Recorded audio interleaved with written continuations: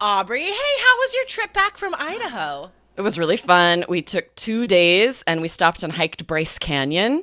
Did you see Bryce Canyon Oh. on your road trip going up? No, we almost. We went to Red Canyon because we got in at like 5 at night. Like the visitor center was closed, and Bryce Canyon is like paid also, and it's bigger. And it was just past where we went. We went to Red Canyon, which was right before it.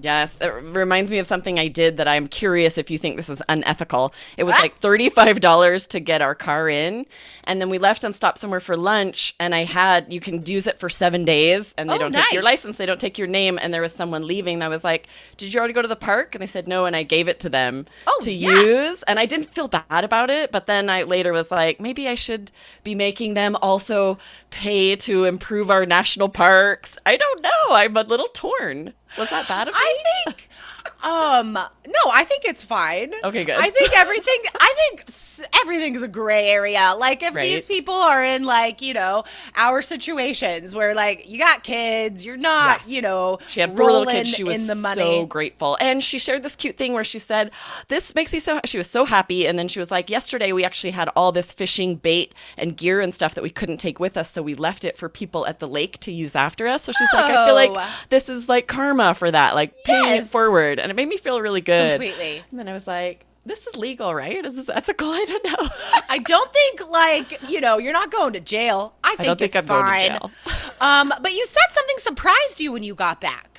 Yes, yeah, I mentioned this. I got home from Idaho to Arizona, and my house has been taken over by the gods of organization. My husband bought like 80 bins and just organized all the closets and all the drawers. He had some time on his Wow. hands because I've been gone a month. It's like a different place. There is no junk drawer, whereas there were like 30. My closet is so organized, and I was like, befuddled. I was so That's shocked. I was really taken amazing. aback by how much time and it was so sweet of him.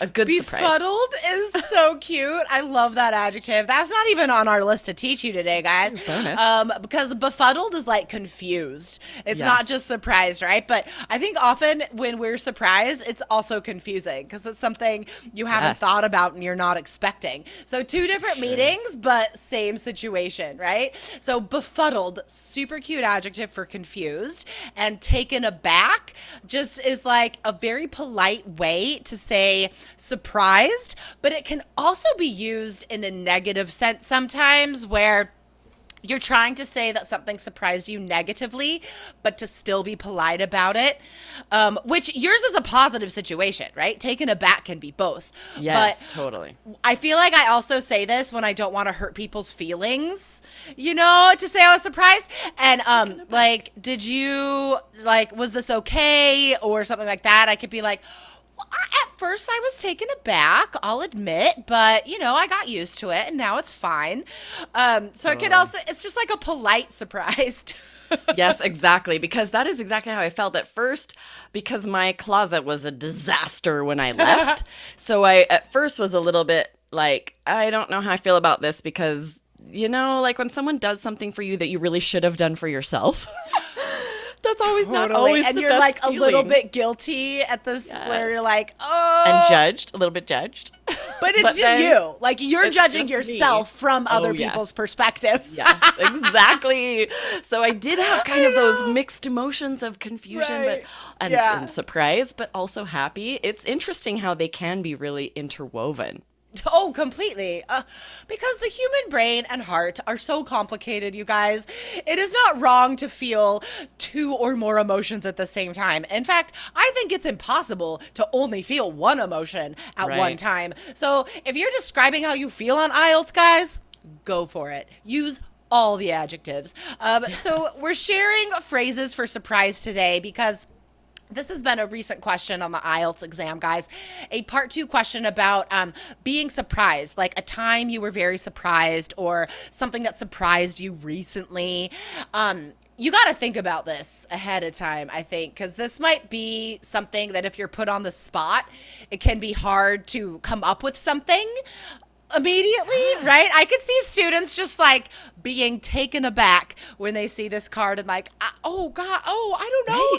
I only Spending have like a the minute full to think. minute trying to think of something that happened that was surprising. Because to be honest, Yeah. most of us were living our day-to-day lives, and there's not much surprising that happens on the regular.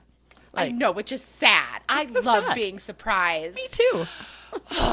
Anyway, instead of regularly or daily or all the time, guys, a slangy term, another bonus, you could say on the reg. It means like on the yes. regular, super slangy. that. Okay. So here's another phrase. You guys might know this one. It's an idiom to be like out of nowhere, suddenly, was not expecting it, totally surprised me. Describe this thing as coming out of the blue. So put this in your mind as like something dropping from the sky on you, right? Like out Totally. of the blue sky. So let's see. We often get news out of the blue. I feel like we could use that as a collocation. Totally. News out of the blue. Let's see. I have this image in my mind popped in of being in a speaking class and having a student say out of the blue sky. So I'm just going to put a little pin in, make sure you don't say it that way, guys. You guys know So idioms, cute. you have to use them word for word. So if you did say, this came out of the blue sky, oh no, now you've used it incorrectly, right? We just say out of the blue. But I agree. I will talk about news. Like if I find out a friend is pregnant, I'll be like, that was a little Right? bit out of the blue, especially if she's my age, past a certain age, and you I don't know, expect right? these things to happen for us. I would be taken aback to say the least. Indeed. If that happened. To say the least. There's another good phrase to tack on to any of these phrases. Okay. So next one, guys, to do a double take. Now, this I don't think this is just idiomatic. Like it is, but it's also kind of literal. usually quite literal because like to do a double take means you look and then you have to look again because something surprises you, right? A double take.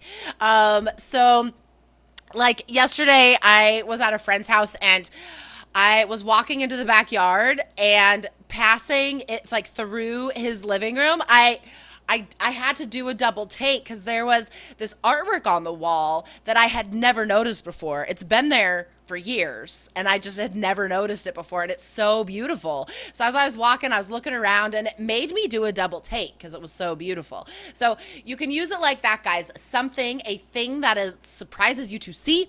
This thing makes you do a double take. Yes, and I love that you point out that we use it literally just like that. And Yeah. also more idiomatically, if you guys are sharing a story about anything that surprised you. But this is a little more specific, but because it really has to be something you saw that surprised you. Yeah. Because like you said, you do a double take because you see something, it surprises you, right? So it couldn't be like, my friend told me over the phone that she was pregnant. You wouldn't say, so I did a double take. No, because what are you looking at? So I this know. is a little more of a specific meaning. That's a good point. Yeah, you can only use this to describe things you see with your eyes that are surprising. Okay, jaw drops. Again, this is also idiomatic, but not idiomatic because I think often it's literal. Because when something surprises you, your mouth does open. You're like, what? And it like your jaw does drop. Jaw literally drops. Yes. It reminds me, I feel like sometimes you see in a movie where there's a skeleton that's a little bit animated and it'll Totally. show the jaw totally fall off to like animate this idiom, right? So funny. Totally. Yeah, for sure. Let's see. So recently I started watching a new show called Halo. I was just telling Aubrey about it. That sounds so good. And I wasn't expecting anything, guys. It's based on a video game. I was like, how good could this possibly be? Like, it's been around for a little bit, and I just have been putting it off. And I'm like, hey, this is not going to be any good. Oh my God, you guys. Like, since episode 1, the quality has been jaw-dropping. It's so well done. It's gorgeous. So many scenes make me do double takes because I'm like, how is this? Oh my God, how did they do that special effects? Like, this alien is incredible. It's so cool. And I do like, I find every episode jaw dropping because the quality is so incredibly high and I love it so much. Oh, and I love it that you used that word as an adjective there to show you can do both, right? You can use it as the verb, my jaw dropped when I saw blah, blah, blah. Or you can use it as this adjective to call something jaw dropping, meaning impressive, shockingly impressive.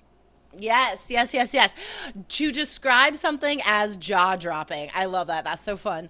Yeah, so guys, remember, if you want more vocabulary that is native and natural, just like the stuff we teach you here, don't forget there are 4 new episodes of All Ears English every week. And if you used to listen, if you just have been giving it a miss for a while, don't forget, guys, Aubrey's over there now a lot. Michelle is still over there sometimes. Lindsay is over there air day, which is just every day. I just like saying it like that.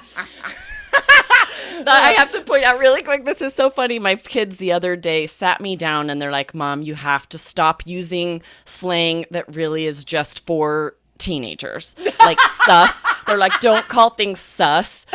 That's only, and the one was every day, because I do that sometimes too. They're like, I love please stop saying that. every day. I'm like, oh. I don't stop. Can't stop, No, won't stop. I don't stop. care. I embarrass James. Yo, heck yeah, of course. Especially because I know it'll like annoy him so much if I use it wrong. So like on Intentional. purpose, I'm like, can this be a lit situation? And like it's so Jessica, wrong. That's so terrible. That is so Your funny. poor son. That's I really know. funny. I have a great time. Anyway, guys, That's what matters. you will have a great time at All Ears English. So right now, wherever you're listening to us, type in All Ears English in the search bar, even on YouTube, type in All Ears English. And wherever it's that yellow and it has that picture of Lindsay and Michelle, you can't miss it. Hit follow or subscribe.